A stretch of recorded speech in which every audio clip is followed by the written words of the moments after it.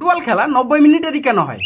আপনি কি জানেন এই 90 মিনিটের পেছনে হাত রয়েছে স্কুল ক্লাসের সময় 18 শতক।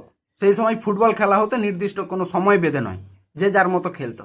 তারপরে সময় আসে 1866 সালের 31শে মার্চ, লন্ডনের ব্যাটারসি পার্কে আয়োজিত হয় টিম ইংল্যান্ড এবং টিম শেফিল্ড এফসির একটি ম্যাচ।